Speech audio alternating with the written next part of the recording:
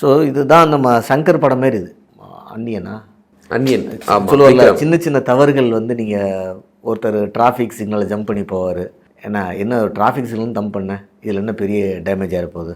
அப்புறம் ஒருத்தர் வந்து இந்த ஃபுட்டில் வந்து ஒன்று கலந்து ப்ராஃபிட்டை கூட்டுறதுக்காக காஸ்ட்டை கலப்படம் பண்ணுவார். இது என்ன சின்ன விஷயம் தான் நண்பர், ஆனால் அதனுடைய கான்சிக்வன்ஸ் இப்போ இந்த படத்தில் ஒரு பெருசாக டேமேஜிங் காட்டியிருப்பாங்க. ஒரு சின்ன தப்போடைய கான்சிக்வன்சஸ் பெருசாக இருக்கும். அதேமாதிரி தான் நான் இதை பார்க்குறேன்.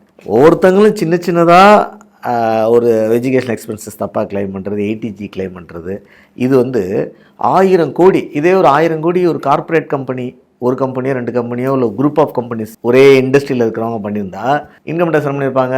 ஒரே நேரத்தில் எல்லா ஹாஸ்பிட்டல் ரைட் பண்ணுவாங்க, ஒரே நேரத்தில் எல்லா ஜுவல்லரியும் ரைட் பண்ணுவாங்க, ஒரே நேரத்தில் எல்லா மெட்டல் கம்பெனிஸ் ரைட் பண்ணுவாங்க. இந்த குரூப் கேஸ் ரைட் பண்ணுறதை பார்த்துருப்பீங்க. ஆமாம், 14 இடங்களில் ஒரே நாள் டிஸ்டிலரிஸ் ஃபுல்லாக ஒரே நாளில். இது எல்லாம் வந்து அந்த செக்டாரில் இருக்க வைலேஷன் வரும்போது, ஒரு செக்டாரே வைலேஷனில் இருக்குன்னா இப்போ பொதுமக்கள் என்ன பண்ணுறது? 1 லட்சம் பொதுமக்கள் என்ன பண்ண முடியும் இன்கம் டேக்ஸ்?